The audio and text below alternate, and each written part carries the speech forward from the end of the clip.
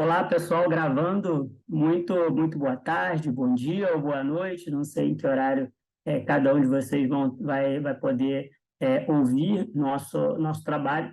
Mas hoje nós vamos falar sobre o princípio da correlação, né? Nós somos o grupo 7, né, formado pela Ananias, Bernardo, eu, Érico, Marcele e Matheus, tá? Princípio da correlação, também chamado de princípio da congruência, tá? A primeira coisa que eu gostaria de trazer sobre esse tema, né, que é um tema bastante relevante, queria relembrar um pouco o que aconteceu em 1978. Né? Em 1978, nós tivemos uma provinha de vestibular e o tema era o lazer. Tá? É interessante porque quando você dá o tema da redação, né? Quando você tem uma redação, uma das primeiras coisas que se avalia no candidato é a questão de fugir ao tema. Né? Se o candidato foge ao tema proposto, né, em geral, a nota na redação é a nota mínima. E, nesse caso, o pessoal começou a falar sobre, em vez de o lazer, começou a falar sobre o laser. Laser, né, palavra grafada com S, e que era uma novidade à época. Então, as pessoas começaram falando do laser, etc., que poderia ter várias aplicações, foram para um caminho totalmente diverso do que se pretendia na redação. Né? Falar de lazer, você começa a falar de laser. Esse trabalho, portanto, poderia ser muito sobre o caminho tortuoso que vem enfrentando a educação brasileira, mas, na verdade, assim, esse exemplo, né, o exemplo real, nos faz pensar se algo similar ocorresse no direito. Imagine, por exemplo, pensar que possa existir um juiz que, ao longo, né, de todo o processo, a gente possa perceber que não há uma conexão entre o pedido, né, contido na demanda e a sentença, e o dispositivo da sentença. O que você diria?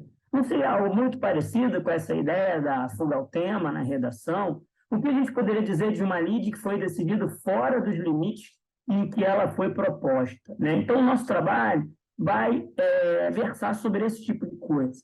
É bom lembrar, né, que o artigo 5º, né, da nossa Constituição diz, olha, ninguém será privado de liberdade ou de seus bens sem o devido processo legal. E eu me pergunto, né, e nós nos perguntamos, né, será que quando a gente tem, né, essa desconexão entre pedido contido na demanda e o dispositivo da sentença, esse comando constitucional está sendo respeitado? E se levarmos, né, para o inciso 35 desse mesmo artigo, que diz para a gente que a lei não excluirá da apreciação do Poder Judiciário lesão ou ameaça de direito. Será que, nesse caso, a apreciação feita pelo Poder Judiciário foi adequada? E, a priori, nós conseguimos perceber que a resposta é negativa. Tá? E as origens do princípio da correlação, também chamado de princípio da congruência, a gente pode voltar, né, no direito romano, né, e dividir, né, autores que dividem o direito romano em 3 períodos: pré-clássico, o clássico e o pós-clássico. Né? No período pré-clássico, ali, que você vai desde os primórdios da Roma Antiga até a chamada Lex Abutia, né, que foi editada ali em 149, 126 a.C., e você tem um período clássico na sequência, que também é chamado de período formular. Tá? Ou seja, no direito romano, há nesse período um papel de relevância, digamos assim, dessa fórmula. Né? O que é essa fórmula? É um documento escrito onde você se fixa, né, o ponto litigioso e se outorga ao juiz o poder de condenar ou absolver o réu, conforme, obviamente, fica ou não comprovado a pretensão do autor. Tá? Isso era a fórmula. E a gente vai dizer que o período clássico é um período formular. Por quê? Porque vigora esse racional de uma maneira imponente, digamos assim. Tá? Então, a fórmula ela é dividida em 4, vamos dizer assim, quatro partes. Né? Você tinha a parte que era chamada de demonstratio, que visava expor a causa da ação, seguida do intentio, que vertia ali o pedido do demandante, ali vai conter a pretensão do autor, seguido do aiucatio, né, que vai falar da adjudicação da coisa ao litigante, e, por fim, a condenatio, que vai dar poder ao juiz de julgar ou absolver. Qual é o detalhe quando a gente estiver pensando na fórmula? Esse juiz, esse julgador, deve julgar dentro dos limites da fórmula. Inclusive, o Baumbach foi uma referência histórica que a gente trouxe trouxe esse texto em espanhol, que eu gostei muito, e trago aqui: se limita estrictamente a aplicar a fórmula sin poder otorgar más, ni cosa distinta, ni antes de tiempo, ni en lugar diferente de lo convenido. Então, na fórmula, você vai estritamente, quando ela for aplicada, você não pode otorgar mais, não vai ter coisa diferente, não pode ser antes do tempo, num lugar diferente do que a gente está trabalhando. Então, esse é o racional da fórmula e, como eu disse no começo, precede a ideia que a gente tem hoje do princípio da correlação. Tá? O princípio da correlação, que já disse, sinônimo de princípio da congruência, ou também a gente pode ouvir na literatura a doutrina chamando de princípio da adstrição. Tá? Então, o que é o princípio da correlação? E aí eu gostei muito dessa definição, dessa ideia, né, moderna, que o Auri vai pegar o trabalho do Aragões de Alonso, que é um trabalho focado no direito civil, e vai adaptar isso para o direito penal. E ele diz para a gente o seguinte, que o princípio da correlação ele deve ser entendido como um princípio normativo, dirigido a delimitar as faculdades resolutórias do órgão jurisdicional, pelo qual deve existir uma identidade, uma correlação, uma congruência entre a decisão e o debatido oportunamente pelas partes. É importante, quando ele coloca o oportunamente pelas partes, a gente aqui, obviamente, isso traz no seu bojo o princípio do contraditório e da ampla defesa. Tá? O TJDFT, né, vai dizer para a gente, considerando o princípio da correlação, o juiz deve a conexão entre o pedido na demanda, né, e o dispositivo da sentença, pois lhe cabe decidir nos limites em que foi proposto. Tá? Bom, eu queria trazer essa decisão, né, e a gente começar a ver isso nas decisões, é um princípio muito importante. Esse aqui é um HC, né, de 2017, que teve como relator, né, o ministro Ricardo Lewandowski. E ele traz para a gente o seguinte, olha só, o princípio da correlação, né, entre a imputação e a sentença representa uma das mais relevantes garantias do direito de defesa. Olha como é que olha a envergadura principiológica que a gente tem aqui. É uma das garantias mais relevantes, né, do direito de defesa.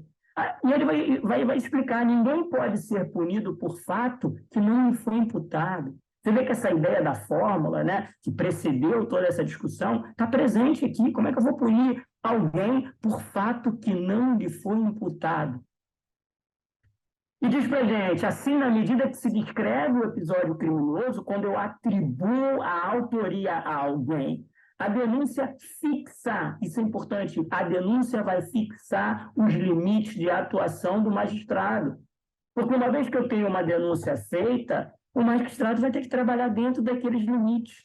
E ele não poderá decidir além ou fora dessa imputação, sob pena de que violar justamente o princípio da adstrição, o princípio da congruência, o princípio da correlação que estamos falando aqui. Né? E ele diz uma correlação entre acusação e sentença penal, um consectário lógico de outros relevantes princípios processuais, como o contraditório, a ampla defesa, a inércia da jurisdição e o devido processo legal. Ou seja, quando eu penso em princípio da correlação, ele não pode ser pensado de ser dissociado do contraditório, nem da ampla defesa, nem da inércia da jurisdição, nem muito menos do devido processo legal. Então, muito interessante essa decisão. E aí, nessa decisão, há um trecho que eu selecionei aqui, consta nos autos que a paciente foi condenada pela conduta tipificada no artigo 1º, que no exemplo ali, né, se refere a crime contra a ordem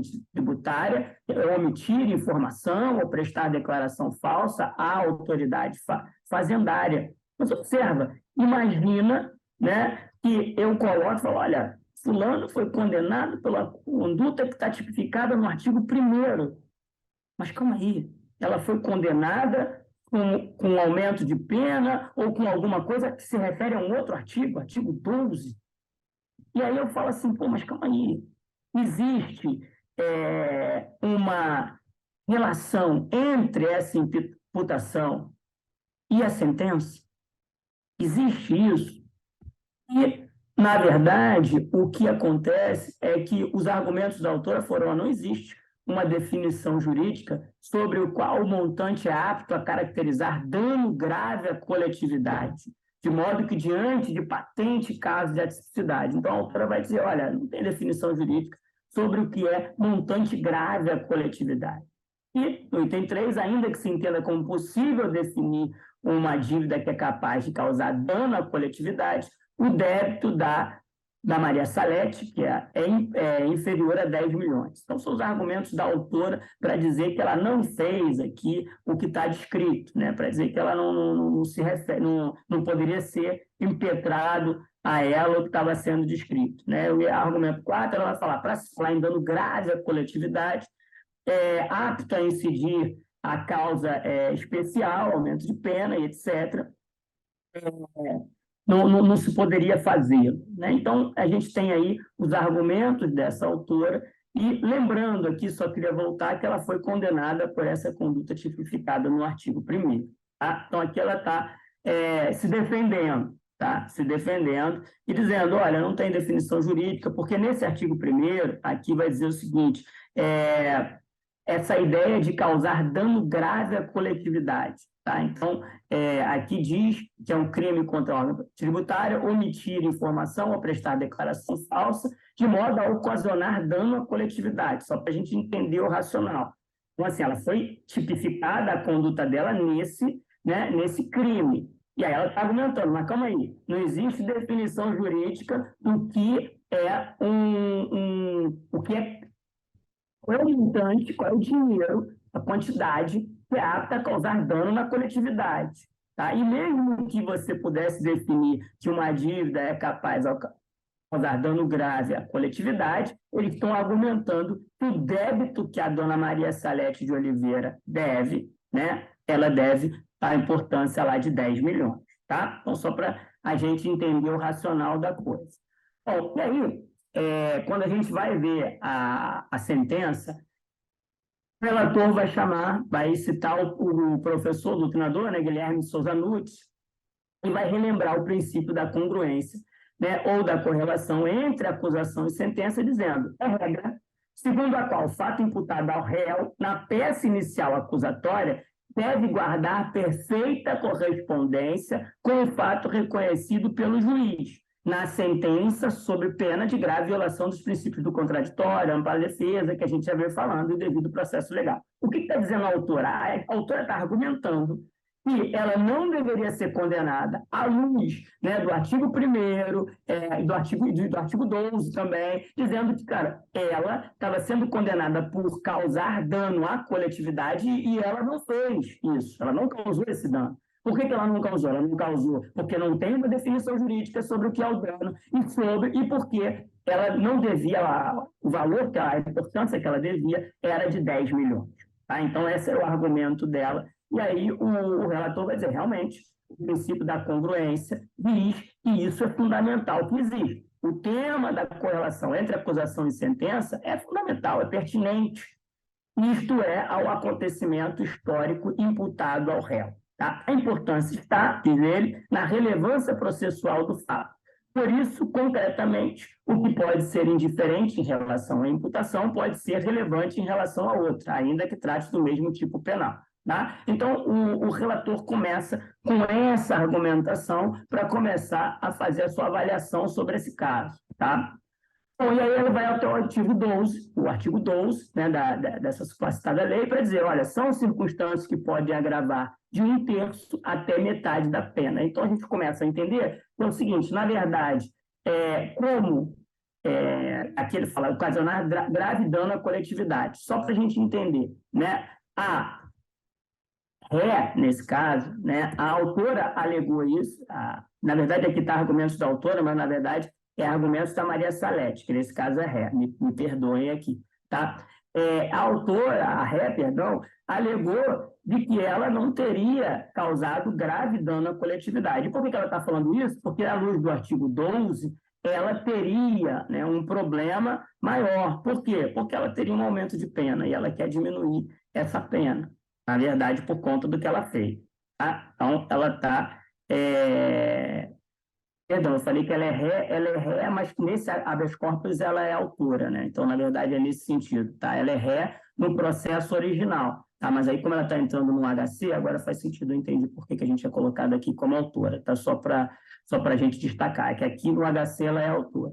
E aí está argumentando de que não, ela não causou grave dano à coletividade. Então, aí, nenhum problema. Mas quando a gente vai olhar, o relator faz as contas, traz as contas, faz as contas não, traz as contas e percebe que a autora desse HC, ré no processo, né, contra ela, processo federal contra ela, ela deixou de pagar R$ 1.738.133,74. Essa é a dívida dela, por isso que ela argumenta que ela pagou menos de 10 milhões. E aí, o que acontece? A turma vai dizer que sim, que não há violação do princípio da congruência, como ela está argumentando. Uma vez que, e aí a gente precisa entender, o montante total, né, aquele montante ali em alguns impostos era de 1 milhão e pouco, né? Só que, assim, quando a gente vai olhar, o montante total da peça chega a 3.800.000, quase 3.900.000, né? Inferior a 4 milhões, tá? Então, quando a gente faz o montante total, aquele ali é só daqueles impostos que eu mostrei agora. Só imposto de renda, CSL, COFINS, PIS e tal, dá 1.700.000 e pouco. Se colocar tudo o que ela deve, dá 3 milhões e pouco. E aí a corte diz que há sim, uma gravidade dos fatos. Não houve prejuízo para a sociedade, como ela argumentando. Claro que há. 4 milhões para a sociedade é muita coisa. Tá? Esse o argumento do relator. Então, ele vai colocar, ó, não há de se falar que violou o princípio da congruência. Porque ela justamente argumentava o princípio da congruência no princípio que realmente, quando ele é violado, né, a gente poderia aceitar uma sentença em que haja a violação do princípio da congruência. Mas no caso aqui, você está vendo efetivamente o que aconteceu. Que ela estava alegando de que o que ela fez não era tão grave, que não prejudicou a coletividade, e, portanto, estava violando o princípio da congruência. A turma, né, a partir do que o relator colocou, falou, não pode se argumentar isso. Né? Pois existe, de fato, efetivamente, uma correlação entre os fatos atribuídos à ré na denúncia e a condenação resultante, ainda que escorreita a menção à capitulação legal da existência de causa de aumento de pena não tenha sido narrada de forma expressa na acusação. Mas, de fato, o que acontece aqui? Você teve um prejuízo, né, ao erário ali de um pouco menos de 4 milhões de reais. Se isso aí não causa dano à coletividade, aí eu vou me filiar ao relator, o que mais causa. O que me incomoda nessa decisão, sendo bem sincero, não é a decisão em si, porque eu concordo plenamente que não há, nesse caso, violação do princípio da congruência. Quando você concebe a ideia de que um prejuízo de 4 milhões que alguém deixa de arrecadar, etc., esse prejuízo deveria voltar para a coletividade. Minha crítica aqui é que isso deveria valer para tudo. A gente vê, eventualmente, alguns desvios, etc., dinheiro na cueca, um monte de coisa aí que a gente não vê essa mesma assertividade. Para mim, esses desvios são muito graves e causam danos muito graves à coletividade. O que me preocupa é isso aqui não ser aplicado muitas das vezes de maneira ostensiva. Me parece que, em alguns casos, há um equívoco no modo de entendimento, onde às vezes a gente pensa que os roubos da galera de terno e gravata são menores, não vou dizer roubos, mas sobre os ilícitos cometidos pela galera de terno e gravata são menos importantes do que os ilícitos que a gente vê mais comum aí, estupro, homicídio, etc. Na verdade, quando você deixa, por exemplo, de destinar 4 bilhões de reais um hospital ou investir na saúde pública ou na educação, particular na saúde pública, a gente tem, muitas das vezes, pessoas que morrem porque não têm acesso a um medicamento ou não têm acesso a um determinado tratamento de qualidade. Então, esse racional indireto, para mim, deveria ser levado em conta. Tá? Falando um pouco do princípio da correlação e o sistema acusatório, né? Quando a gente pensar nesse princípio da correlação ou da congruência, ele só tem razão para existir um sistema acusatório, um sistema inquisitório. Não há de se falar em correlação, em congruência, não faz sentido. Tá? Por quê? Porque o princípio da correlação ele vai concretizar na dinâmica do processo penal constitucional como um todo, constitucionais como um todo, em particular o contraditório, não só a ampla defesa, devido ao processo legal e etc. Né? E o Auri vai falar para a gente, ó, grande parte dos problemas em torno da correlação no sistema processual brasileiro decorre do nosso modelo ser neo-inquisitório. E aí eu gosto quando o professor Oséias diz para a gente, nosso modelo não é acusatório, ele tem alguns, digamos, alguns suspiros, né? Suspiros de acusatório, mas ele tem muito mais, ele é muito mais inquisitório, tá? Ainda que, e aí a gente tem que dizer que parece existir por conta do legislador uma vontade, porque ele escreve lá no 3A, o processo penal terá estrutura acusatória, vedadas as iniciativas do juiz na fase de investigação e a substituição da atuação probatória do órgão de acusação. Entretanto, o que a gente percebe na prática, quando a gente vê, por exemplo, o inquérito policial, quando a gente vê o modus operandi do nosso sistema, a gente tem muitas críticas. Você pode dizer, olha, o sistema nosso, ele não é acusatório. Ele é neo-inquisitório, como colocou ali, ou como o professor Zé muito bem coloca, ele tem suspiros, ele tem algumas coisas que a gente poderia dizer que se assemelha a o acusatório, mas ele, na sua grande parte, ele tem sido inquisitório no seu modus operandi. Tá? Então, isso é importante, porque a gente está falando de um princípio que, para que seja concretizado, o sistema, o modelo nosso precisa ser absolutamente o quê? Acusatório. Mas na medida em que você olha esse slide de pedir licença ao professor Zé, né, para reproduzir, que eu acho que ele ficou muito bem didático, se a gente estiver falando de um processo onde o juiz ele se coloca, né, de maneira verticalmente superior, ele age como diretor do processo, onde o imputado ele é o objeto, onde o titular da ação penal muitas das vezes parece ser o juiz, onde atua de ofício produzindo provas, onde a presunção não é de inocência, é de culpabilidade muitas das vezes, a gente tem um processo, né? Você tem operadores muitas das vezes que não trabalham de forma imparcial. Então, a gente está falando de um sistema que precisa ter a imparcialidade, tirando das partes, eles não são partes, ok? Todo mundo que está ali, desde o juiz ao promotor, o escrivão, o chefe de secretaria, todo mundo que for participar desse processo precisamos falar de imparcialidade, tá? Não neutralidade, que é algo, né? Mas imparcialidade, sim. O juiz não pode ser aquele juiz dono do processo, justiceiro. Não dá para ser assim. O juiz não pode ter amor pelas partes, ter amor pelo processo. Não, esse processo eu julguei, é o meu, eu fiz justiça. Não, não é assim, né?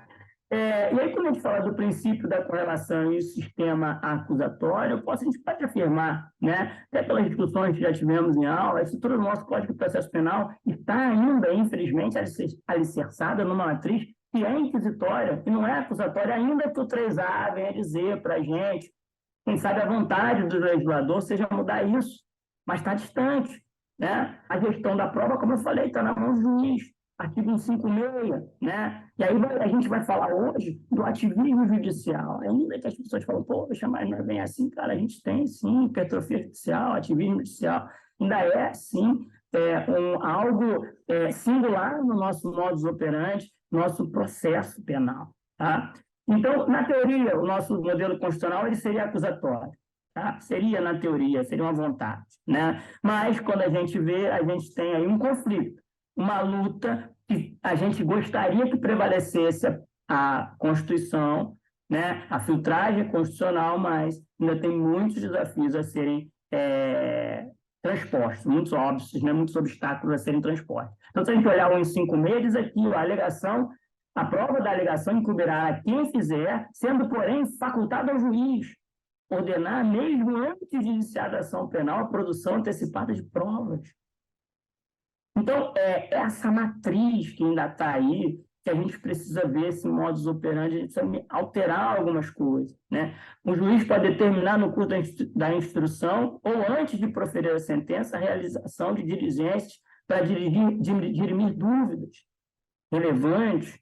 A preocupação é quando esse juiz se torna um justiceiro, ou quando esse membro do Ministério Público já condena ex ante.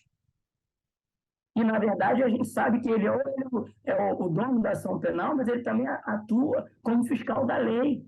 Mas um fiscal da lei dentro, sim, obviamente, dentro dos limites constitucionais. Né? E aqui eu queria trazer essa decisão aqui, de 23, interessante, já que eu falei do MP. O juiz pode condenar réu, ainda que o MP peça a absolvição em alegações finais e sexta turma. Eu vou falar de novo, porque à medida que eu li isso aqui, eu falei, mas calma aí. O juiz pode condenar o réu, ainda que o MP peça a absolvição das alegações finais. E o STJ entendeu que o juiz, mesmo que o Ministério Público entenda que, na verdade, a propositura daquela ação foi equivocada, que aquele réu, na verdade, ele é inocente, o sistema tem que ser acusatório, a presunção é de inocência. Se o Ministério Público fala para mim que o réu é inocente, mas não, o racional não foi esse. Na verdade, o racional foi o 385. Nos crimes de ação pública, o juiz poderá proferir sentença condenatória, ainda que o Ministério Público tenha opinado pela absolvição, bem como reconhecer agravantes, embora nenhuma tenha sido alegada. Olha o princípio da correlação, não aplicado, né? Não aplicado. Imagina a gente fazer isso no processo civil. Processo civil, o autor diz, olha, não é culpado, ou então eu quero desistir da ação, eu não tenho provas, etc. Quem que vai seguir com essa ação até o final? Agora, se no processo penal, que em tese, a gente vê que na maioria das vezes julga a maior gravidade, ainda que eu sei que a divergência na literatura quanto a isso, mas a priori o processo penal julga, né, mais demandas, digamos assim, né, processos, nós temos processos com maior gravidade, como eu vou ter esse racional? Né? Agora, eu volto lá no 3A. 3A está dizendo que o processo tem estrutura acusatória. A estrutura acusatória, a presunção é de inocência, não é de culpabilidade. Mas o argumento foi de que a pretensão acusatória deve ser a mesma. Deve permanecer mesmo se o Ministério Público mudar de posicionamento lá com 385. É por isso que o próprio Ari vai falar, olha, para eu concretizar o princípio da correlação, não tem jeito, o sistema tem que ser absolutamente acusatório. Ainda que você possa ouvir esses argumentos, o juiz não deve ser um mero homologador das pretensões do MP, mas não se trata disso, homologar as pretensões do MP. Se trata de presunção de inocência e não de culpabilidade. Você pode você é culpado até você confessar. Se você não é culpado, confessa. O que é isso? Daqui a pouco ele está confessando. Eu vou te jogar com uma pedra aí, amarrada, te jogo no rio, se você sobreviver, você é inocente. Como é que funciona isso? Mas o racional, argumento que foi dado foi esse. O juiz não deve ser mero homologador das pretensões do Ministério Público. Me chamou muita atenção essa decisão, tá? Do STJ, decisão recente, 23, tá? 23. Eu vou passar para o Bernardo aqui para trazer um pouco da emendade Filiberi para a gente. Bem, pessoal, como o Hérito bem disse, o princípio da correlação ou da congruência, ele é a regra geral. A regra geral é justamente a imutabilidade do objeto do processo penal. E o que seria o objeto do processo penal na visão do Auri? Seria a faculdade de solicitar a tutela jurisdicional afirmando a existência de um delito para ver ao final concretizado o poder punitivo estatal pelo juiz, através de uma pena ou medida de segurança. Então, como regra geral, a peça acusatória, a imputação feita pelo órgão acusador, ela vincula a sentença, a atuação, a decisão do juiz. Mas, como tudo no direito, existe uma regra e também uma exceção, às vezes até duas, né? A emendatio liberi e a mutatio liberi são exceções dessa regra geral da imutabilidade do objeto do processo penal. Então, a Auri ele traz a seguinte citação. mas, como toda regra, há que se relativizá-la, e assim o faz o processo penal através dos institutos da emendatio libelli e mutatio libelli, previstos nos artigos 383 e 384 do Código de Processo Penal. A gente traz aqui, então, o dispositivo do artigo 383, que traz a emendatio libelli.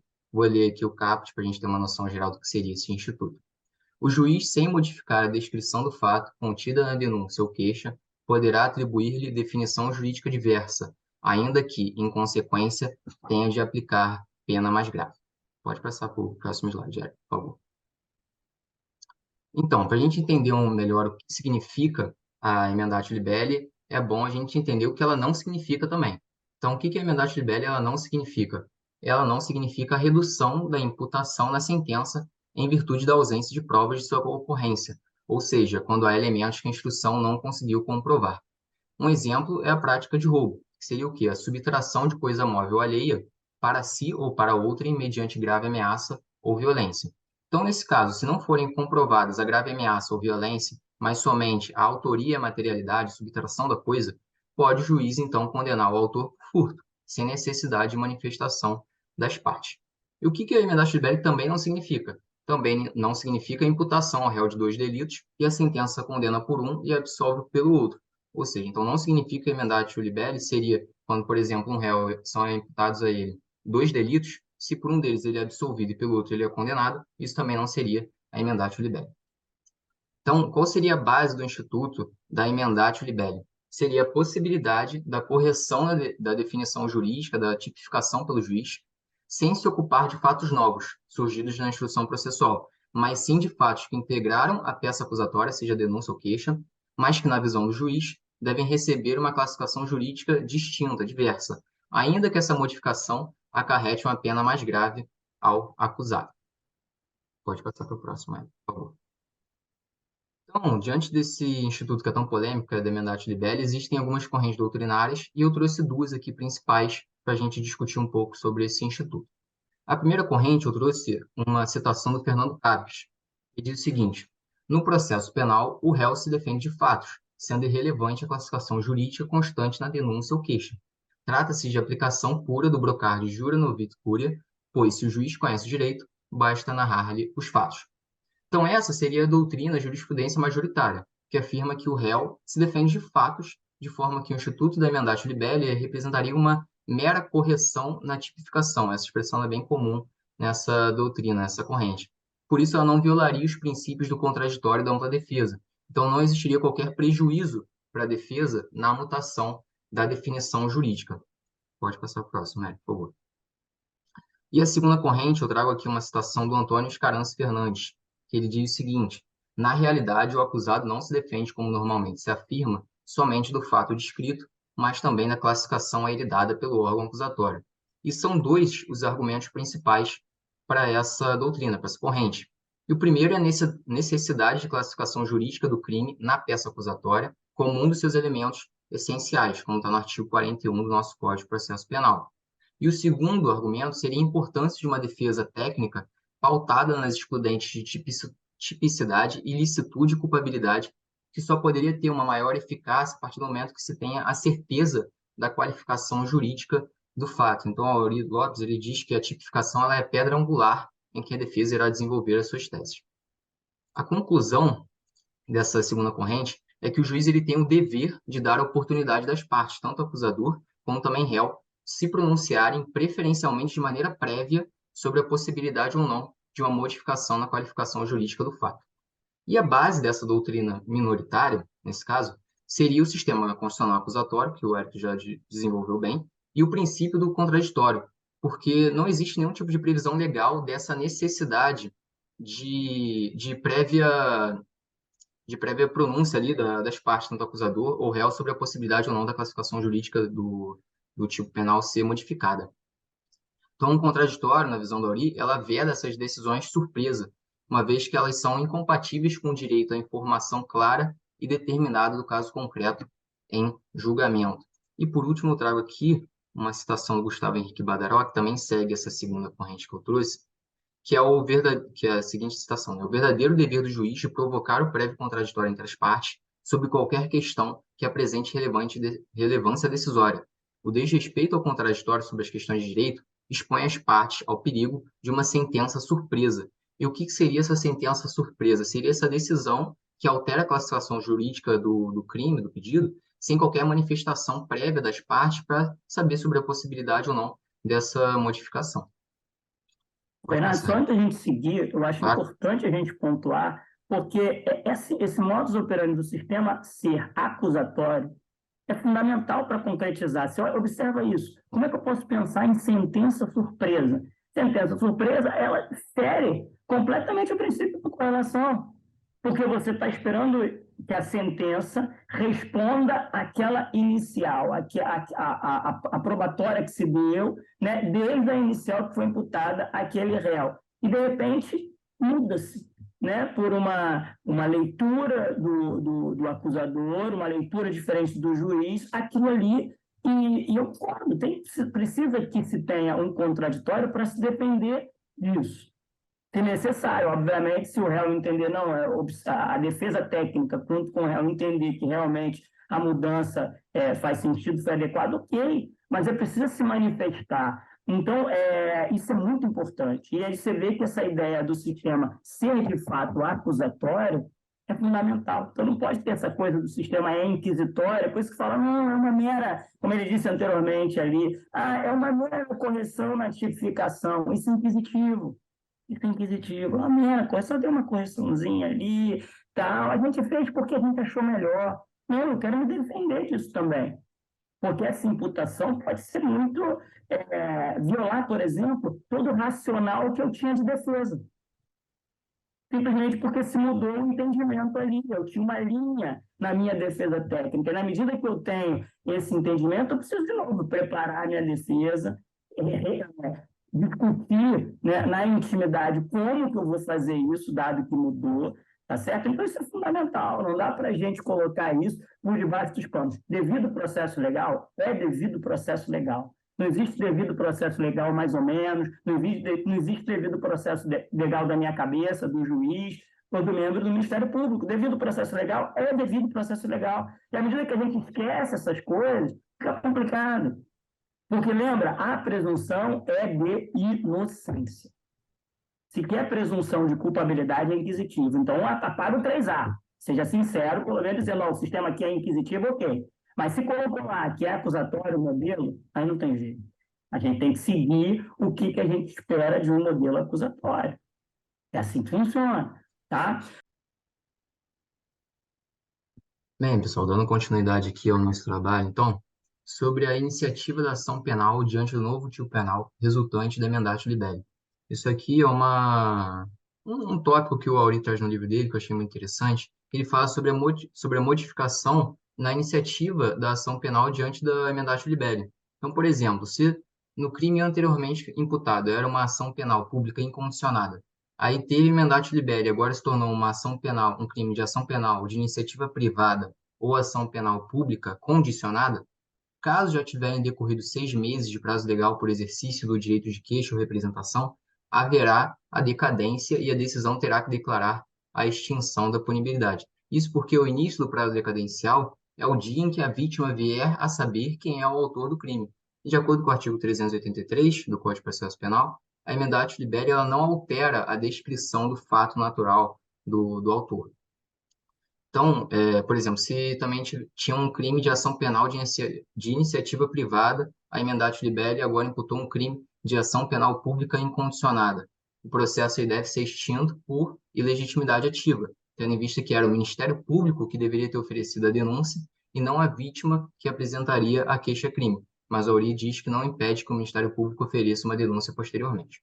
E se era um crime de ação penal de iniciativa privada e agora é de ação penal pública condicionada, não há possibilidade de decadência ou de qualquer outro obstáculo ao exercício da acusação pelo Ministério Público, tendo em vista que a queixa-crime ajuizada dentro do prazo legal, ela supriria a falta da representação. A gente pode passar aí, Ed, por favor. Assim, é possível aplicar a emendatio libelli no recebimento da denúncia? Então, esse é um questionamento que a Auri faz, de acordo com um questionamento também do Diogo Mailhan, na sua obra A Sentença Incongruente no Processo Penal. Ele diz o seguinte, o Diogo Mailhan, É razoável que a parte acusadora possa impor à defesa uma determinada tipificação, sem qualquer possibilidade de juiz, ainda que discordando dela, se manifestar até o momento da sentença? Então, a primeira corrente ela diz que não seria possível aplicar a emendatio libelli no recebimento da denúncia, e ela traz dois argumentos principais para isso. O argumento 1 é que, devido ao fato de que o estudo da emendatio libelli está no artigo 383, que está presente, por sua vez, no título 12, referente às sentenças, e baseado em uma interpretação sistemática do nosso Código de Processo Penal, a sua aplicação, então, estaria restrita, estaria limitada ao momento da sentença. E um segundo argumento diria que uma correção adiantada da qualificação jurídica do fato poderia acabar por colocar em risco a imparcialidade do juiz, porque ele estaria fazendo uma espécie de juízo antecipado do mérito. Pode passar para o segundo aí, por favor. A segunda corrente, que é defendida pelo Aurélio Lopes, ela diz que, há a possibilidade de aplicação da emendatio libelli no recebimento da denúncia, desde que presente o exercício do contraditório em relação a essa nova classificação jurídica do fato, o mesmo raciocínio anterior da emendatio libelli. E ele traz aqui um contexto de abuso do poder de acusar, que diante de uma acusação excessiva, de uma realidade de acusação excessiva, em que é imputado vários tipos penais, ou apontando qualificadores sem qualquer tipo de fundamento fático ou jurídico, com a finalidade do órgão acusador obter algum tipo de vantagem processual. Ou seja, essas vantagens processuais o Aurélio traz com a intenção de estigmatizar o réu, criando-se uma imagem negativa dele diante de várias acusações, mesmo que elas não tenham fundamento algum, o deslocamento da competência para o tribunal do júri e o afastamento dos juizados especiais e seus institutos mais benéficos.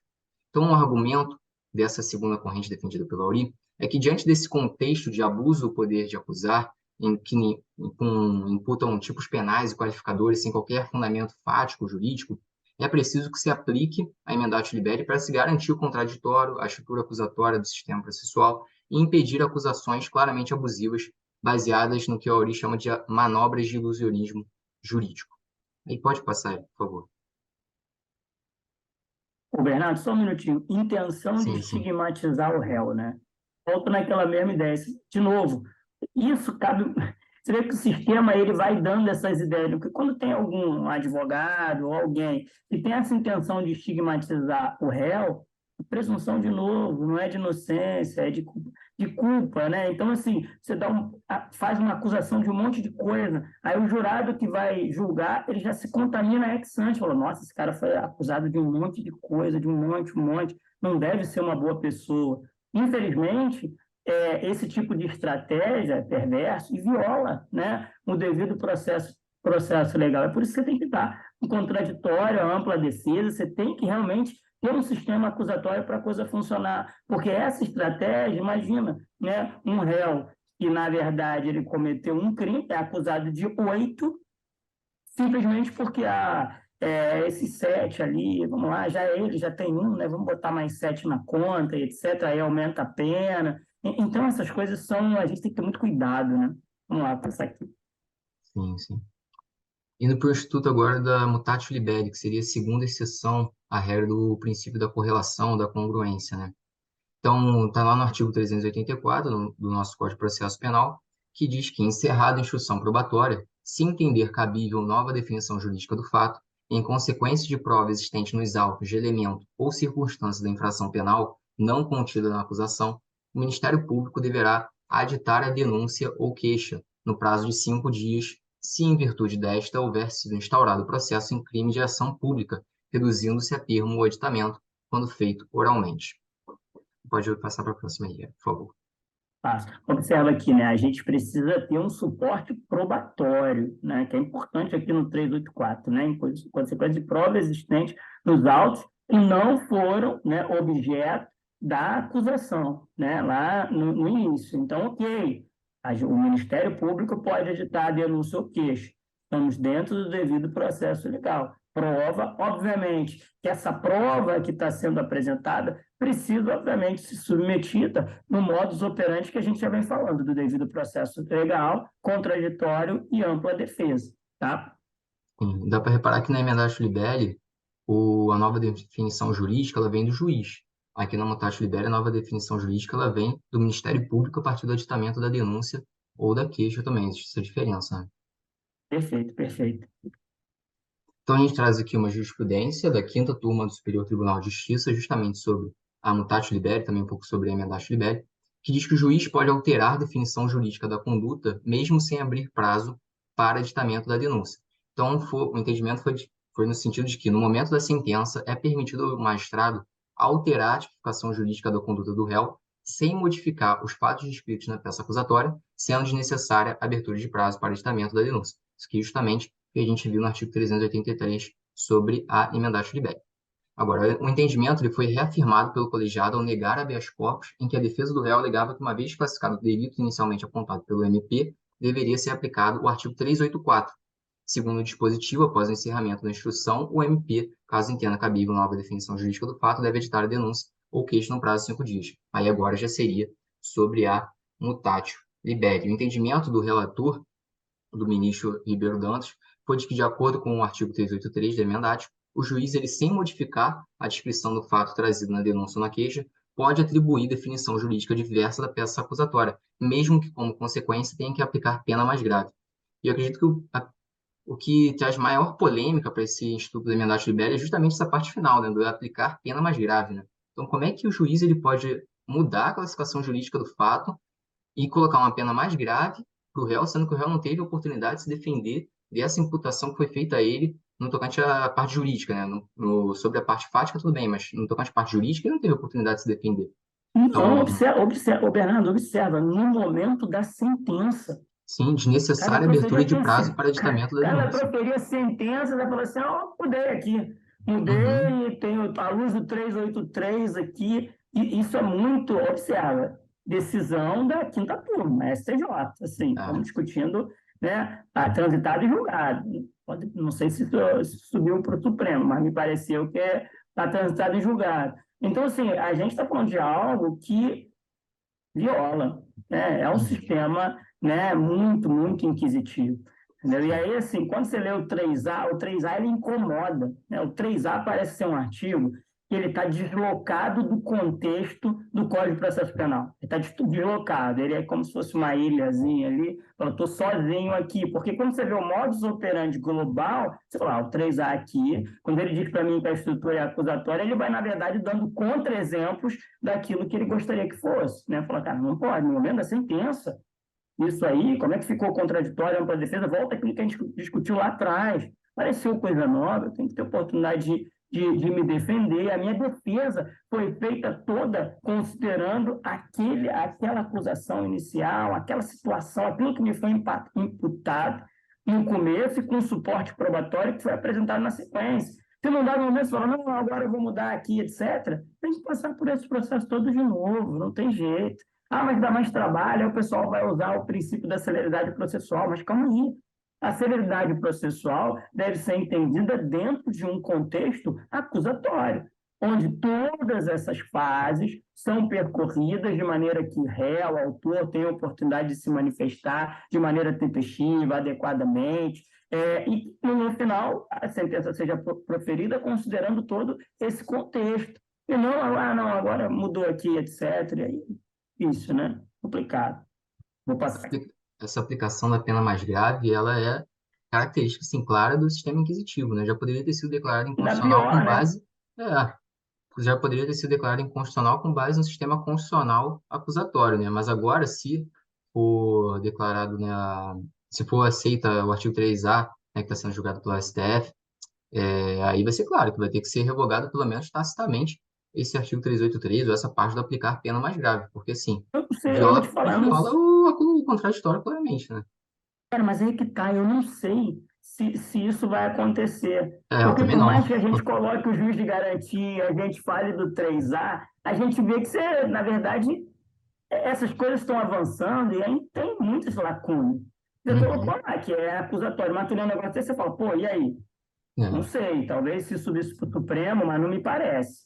Porque talvez o que a gente possa pensar é que esse modus operandi inquisitivo, com suspiros, né, de acusatório, como o professor ele me parece ser majoritário. Me parece que essas coisas, muitas vezes, por mais que o Auri traga um contraponto importante, etc., muitas das coisas aqui, as pessoas, os doutrinadores, de uma maneira geral, parecem aceitar isso, sabe? Eu acho que a gente tem muita crítica, mas a impressão que eu tenho que algumas coisas como essa aqui partem de uma doutrina aparentemente majoritária, sabe? E eu tenho minhas ressalvas com relação a isso, porque não me parece que esse sistema, por mais que se aprove um juiz de garantia, e aí tem que se ver como vai operacionalizar isso, ou mesmo em 3A, que o sistema mude por conta disso. Talvez o sistema mostre, eu quero mudar, mas ainda tem um caminho longo aí a percorrer, né? Então, olha o que ele vai dizer aí. Então, a modificação ela não viola o princípio da correlação entre denúncia e sentença. Então, o ministro Ribeiro Dantas, que foi o relator, ele destacou que, de acordo com o entendimento do TJ de São Paulo, que foi anteriormente a vinda do processo a ele, o juiz de primeiro grau ele desclassificou a conduta de tentativa de feminicídio qualificada para lesão corporal qualificada e condenou o réu com base nos fatos já descritos da denúncia e sobre os quais ele teve a oportunidade de se defender ao longo do processo. Ou seja, aquela clara ideia de que a emendata libera é uma mera correção na tipificação, né? Que, como eu trouxe, é uma corrente majoritária, né? Então, o Ribeiro Dantas, Majoritário, majoritário. ele citou os precedentes da STJ, no sentido de que não constitui ofensa ao princípio da correlação entre a denúncia e a sentença condenatória, nos termos do artigo 383 da emendata, atribuiu aos fatos descritos na peça de acusação definição jurídica diversa, né?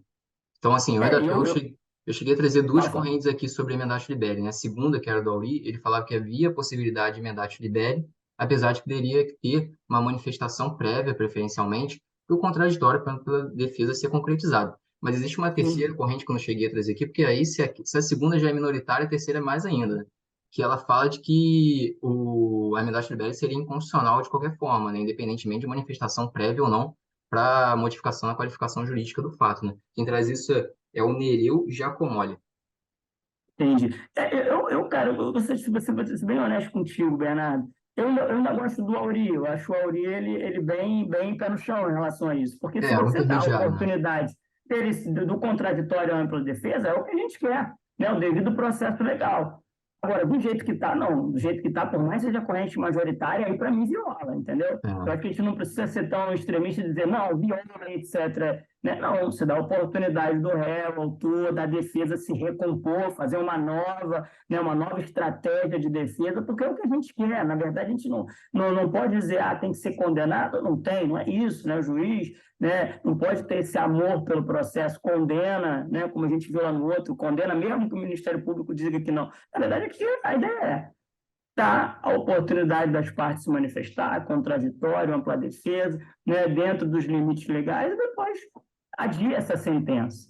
Né? Mas aí eu acho que é um mau uso do princípio da celeridade processual, sendo bem honesto. Tá? Porque se argumenta que vai demorar uhum, mais, mas na verdade, assim, não é questão de demorar mais, é questão de dar ao processo, né, se na verdade se ter um devido processo legal. Tá? Eu acho que muitas coisas a gente precisa fazer para melhorar a celeridade, mas uma celeridade que atropela, né, as partes, do contraditório, a ampla defesa, a correlação, aí não. Né? Aí a gente fica inquisitório, a gente, de novo, se a gente volta no mesmo argumento, poxa, mas você não é acusatório? É acusatório, a presunção é de inocência, não é de culpabilidade. Né? Então, se você faz isso, está admitindo que tem culpa e vamos que vamos.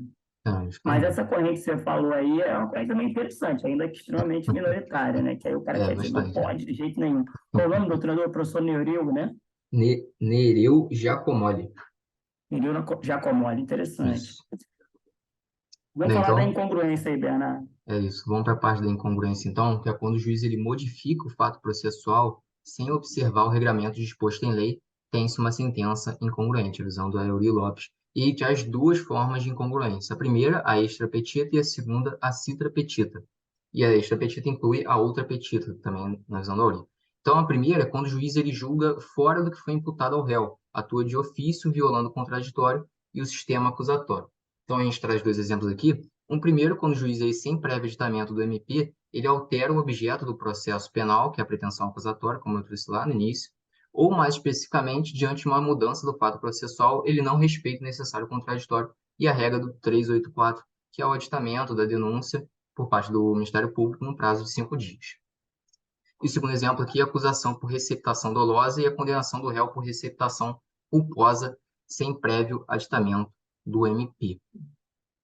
O Bernardo, só uma coisa aqui, a gente tem que fazer um adendo aqui, porque o Auri, ele trata, né, tanto a extrapetita, que a gente vai ver algumas doutrinas dizendo, falando que é extrapetita, fora do que foi imputado, ultrapetita, além do que foi imputado, e citrapetita, que a gente vai falar no próximo slide. Mas só Uhum. um detalhe aqui, é que o Auri, ele não diferencia a extra para ultrapetita, porque se você está ultrapetita, você está indo fora do que foi imputado para o réu. Né? Então, assim, para o Auri, se é 5 e você está indo 10, é ultra petita, mas também é fora petita. E eu acho que a racional dele é interessante, tá? Só para a Sim, gente, mas é porque a gente vai ver pessoas falando das três formas. E o Auri inclui a ultra petita dentro da extra petita. Eu acho uma ideia interessante, tá? sim, sim. Bem, e a segunda forma de incongruência é a citra petita. Enquanto a primeira, a extra petita, é quando ele vai além, a citra petita é quando ele vai aquém, né? Quando a sentença fica aquém do que foi pedido, não havendo necessária manifestação judicial acerca da integralidade da pretensão acusatória. O juiz, dentro do livre convencimento motivado, pode condenar ou absolver o réu de toda ou de parte da imputação, mas não pode deixar de julgar qualquer dos fatos alegados.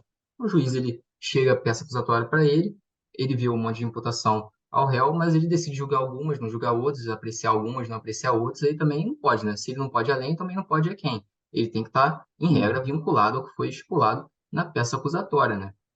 As decisões dele têm que estar vinculadas ao que foi estipulado ao réu, fora nos casos específicos da emendade e da mutate, de acordo com o procedimento que está lá no 383 e no 384.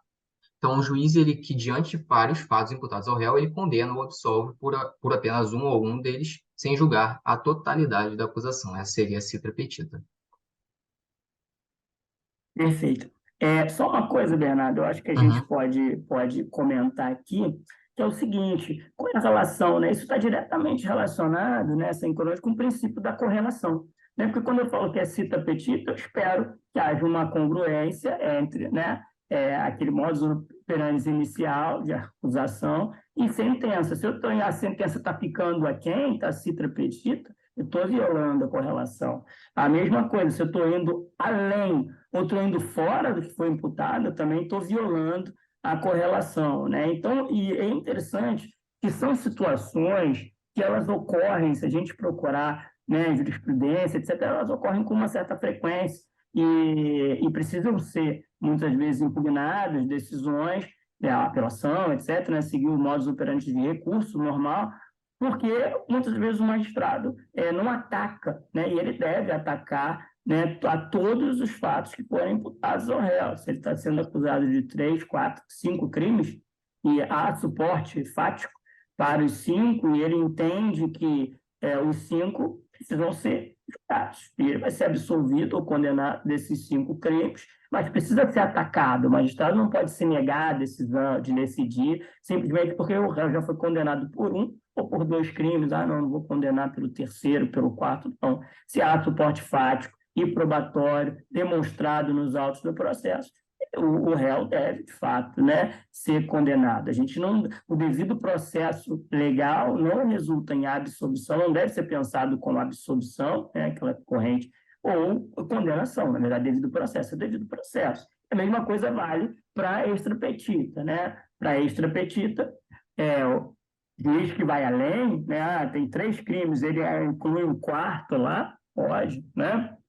Não dá para fazer assim, ah, não, porque eu vou estar fazendo justiça, né? A gente escuta muito isso, né? Às vezes por colegas, né? As pessoas falam, ah, foi feita justiça, às vezes na imprensa, né? O advogado vai falar. Então a gente tem que tomar cuidado, porque a parte pode ser imparcial, ok, eu ouvi do advogado da parte que ser feita justiça, mas não muito bacana ouvir do MP, de juiz, né? E dos sujeitos imparciais do processo. Né? Se todo mundo é imparcial, precisa, né, se a pressuposição é de imparcialidade, isso precisa ser, de fato, uma característica, né, regra, não ser exceção. Né? Então, a gente precisa ter isso em mente.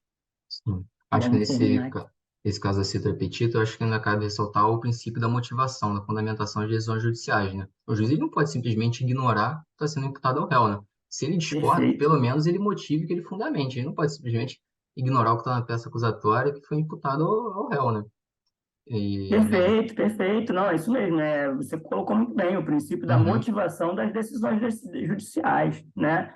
O que eu tenho medo, às vezes, é porque muitas vezes a gente tem um processo no Brasil que ele é bem moroso, né? Então, eu tenho medo que muitas das vezes essas, a cita petita, a extra petita, né, essas incongruências, as pessoas muitas vezes utilizam, não, vou fazer isso que pelo menos vai ser mais rápido. A gente vem discutindo isso ao longo do tempo. Então, o princípio da celeridade processual, ele não se confunde com motivação do juiz, das decisões do juiz, com o princípio da correlação. Na verdade, assim, a gente deve fazer o processo mais célere possível, garantindo contraditório, ampla defesa, tudo que a gente vem discutindo aqui, princípio da correlação, etc. Não posso dizer, eu só avaliei 2 crimes porque ia ser mais rápido, etc., né? Melhor para o réu. Não sabe dizer melhor para o réu ou melhor para o autor, etc. Na verdade, tem que julgar, tem que ter correlação, né? uhum. Entre aquele modus operandi inicial, suporte probatório e a sentença. Então, a gente não pode fugir desse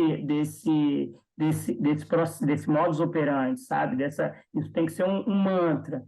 A gente não pode ter amor pelo processo. E às vezes a gente vê que muitas decisões, né, parecem não levar isso em consideração. Tá? É, Então, em particular, na medida que a gente coloca lá o 3A, volta no nosso famigerado 3A, você colocou lá que seu sistema é acusatório, você realmente precisa trabalhar muito para mudar isso. Né? Eu acho que há um pouco de comodidade, muitas das vezes, num sistema inquisitório, em alguns processos, né? A gente vê que as pessoas, não, isso é assim mesmo, vai ficar mais rápido, mas a gente está violando, né, o devido processo legal, e eu acho que a gente precisa fazer o nosso direito avançar. E o avanço, seguramente, está relacionado a gente, de fato, ser acusatório, né? E não só na teoria, relembrando a Salha lá, né? A ideia de pedaço de papel, né? Não, é, pedaço de papel não.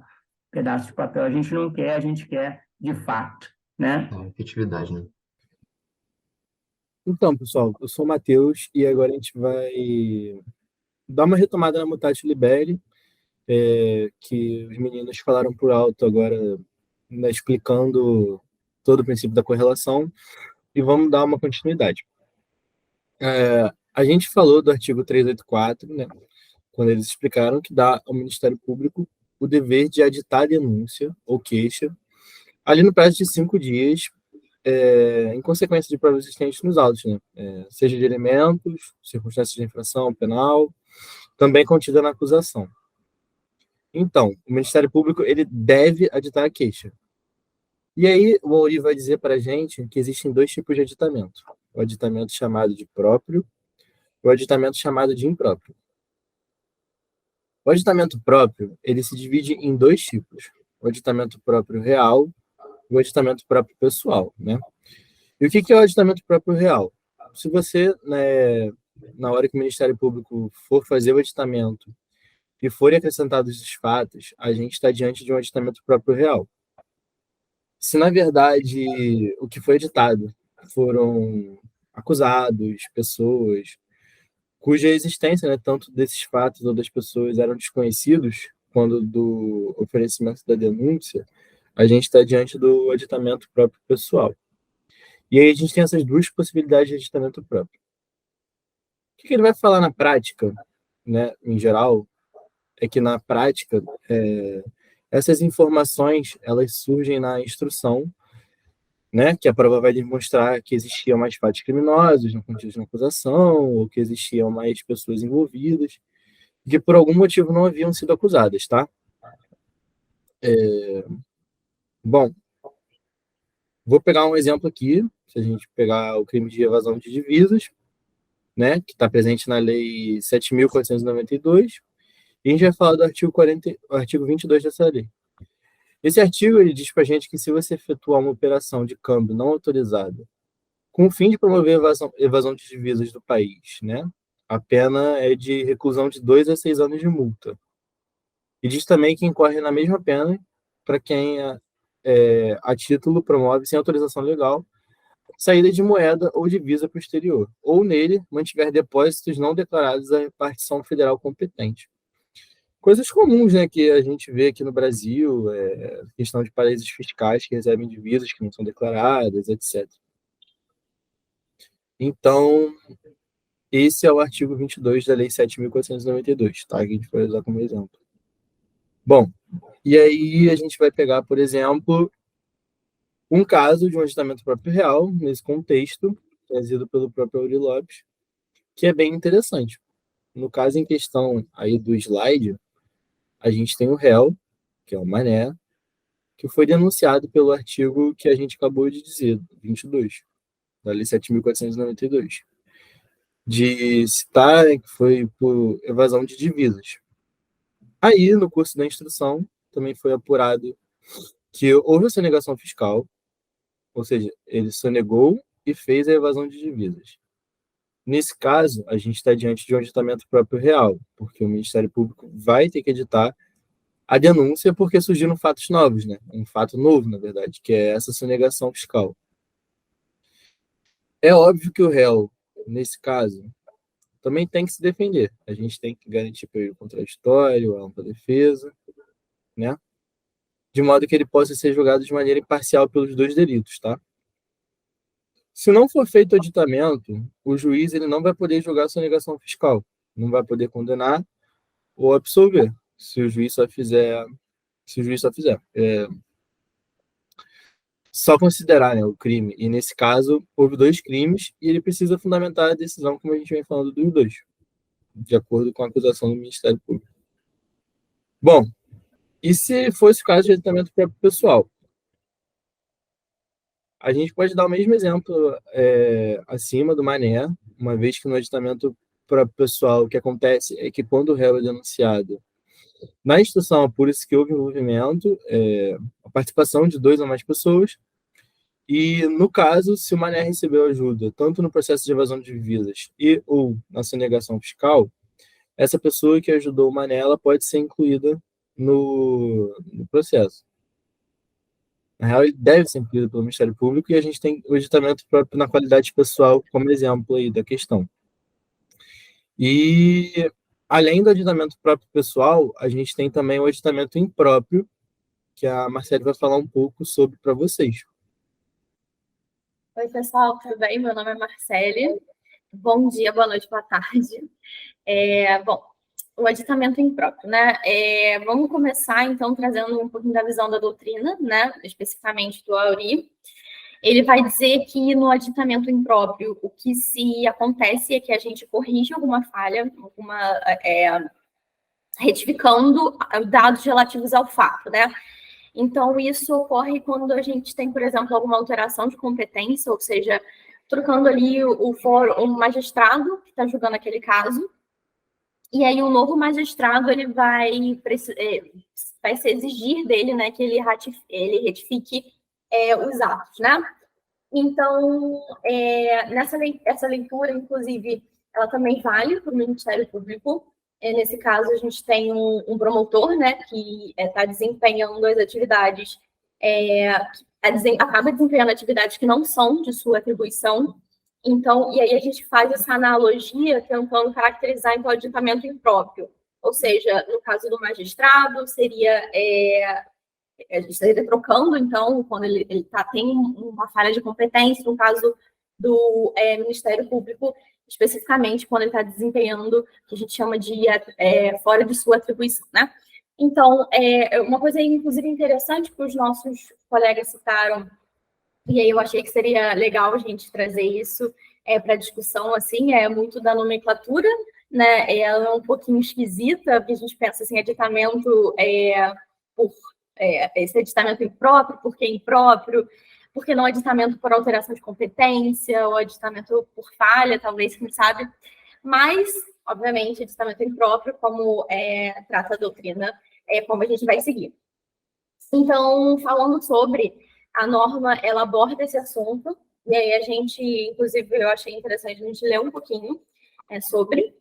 E aí vocês podem abrir ou só acompanhar comigo, é o artigo 108 do SPP, que ele vai falar sobre a exceção de incompetência do juízo, poderá ser oposta verbalmente ou por escrito, no prazo de defesa. E aí, no parágrafo primeiro, a gente vai falar um pouquinho sobre, especificamente, o Ministério Público, que seria, ouvido o Ministério Público, for aceita a declinatória, o feito será remetido ao juízo competente, onde, retificados os atos anteriores, o processo prosseguirá. Então, nesse sentido, né? Muito de acordo com o que a gente falou anteriormente sobre a questão, sobre o devido processo legal. E aí a gente também achou interessante, né, depois de explicar um pouquinho mais sobre a questão da teoria, trazer um caso prático sobre. E aí a gente pegou um habeas corpus de 2021, ou seja, recente, né, estamos em 2023, o 2003-243, do Rio Grande do Sul. Tá? Ele foi relatado pelo Barroso, pelo ministro Barroso, e com o paciente o Luan dos Santos Lima e Robson Clert de Azevedo. O impetrante foi a Defensoria Pública e o coautor foi o STJ. Então, ela é uma ementa processual, né, penal, foi um habeas corpus, né, de um roubo majorado, o aditamento, a denúncia, e teve uma alegação de nulidade. Nesse habeas corpus, a parte impetrante reitera que, encerrada a instrução criminal, o Ministério Público apresentou aditamento, a denúncia incluindo 3 novos fatos, roubos majorados, 3 novos roubos majorados, em tese praticados pelos recorrentes. Ao contrário do que define as instâncias de origem, o acréscimo desses 3 roubos não diz que não corresponde, né, ao artigo 569 do Código Penal. E o impetrante ainda criticou, alegando que teria previsão no 384, dizendo que o aditamento ofende os limites impostos pela legislação. Dessa forma, trazendo esse resumo, eu vou passar a bola agora para o nosso colega Ananias, e ele vai tratar especificamente sobre a decisão e como isso foi interpretado, especificamente nessa questão, trazendo ali sobre a norma e do Código Penal. Código de Processo Penal. Boa tarde, bom dia. Eu me chamo Ananias e eu vou dar continuidade ao trabalho falando sobre a decisão, especificamente a decisão da habeas corpus, da qual foi citada.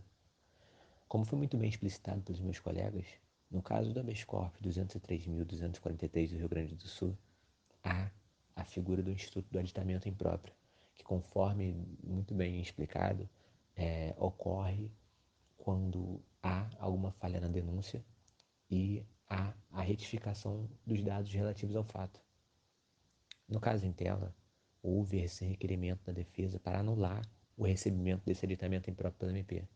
E eu vou buscar comentar a respeito da decisão especificamente e como o STF entendeu em relação a esse caso. Enfim, o STF manteve seu entendimento. Há um entendimento no STF, no sentido de que ele sustenta que o aditamento impróprio pode ser realizado a qualquer tempo, desde que seja preenchidos 2 requisitos. Quais são esses requisitos? Vamos lá. O primeiro requisito ele tem que ser anterior à prolação da sentença final, perfeito?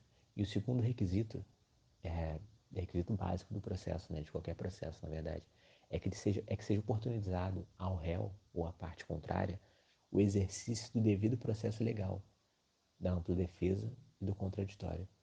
E preenchidos esses 2 requisitos, segundo o entendimento firmado no STF, é possível que haja o aditamento impróprio, com fulcro no artigo 589 do... 589 não, falei besteira, 569 do CPP.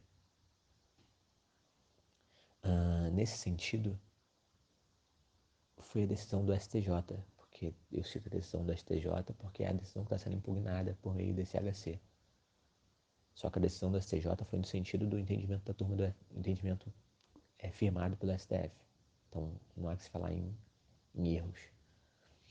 É importante destacar que o entendimento do STF é firme no sentido de que o princípio da paz no lite sans greve, exige, em regra, né?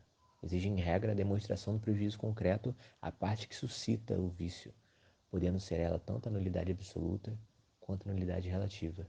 Ou seja, para que seja possibilitado a utilização desse princípio, é necessário que a parte demonstre especificamente que houve um prejuízo concreto. Em regra, a parte deve demonstrar esse prejuízo concreto. Caso isso não seja demonstrado, não há que se falar na utilização desse princípio. E, como eu estou comentando a decisão por completo, é pertinente passar por todos os pontos. Tem um ponto específico que fala sobre a alegação da defesa pela incompetência da Justiça Federal em relação aos fatos aditados. Contudo, foi decidido que não há que se falar em incompetência da Justiça Federal, haja vista que os fatos descritos no aditamento da denúncia, eles ocorrem na mesma data, mesmo local e mesmas circunstâncias fáticas do fato principal, do descrito no fato principal.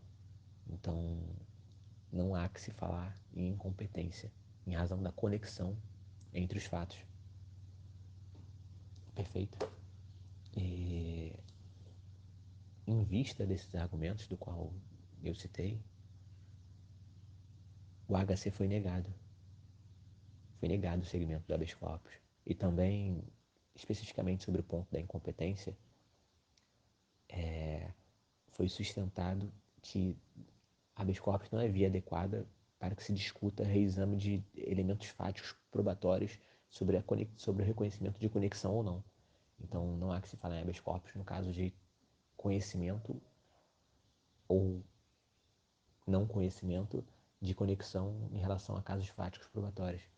Perfeito? Em relação ao primeiro argumento, a relação ao, ao aditamento impróprio, o entendimento do STF, como eu havia citado, é expresso e fixo.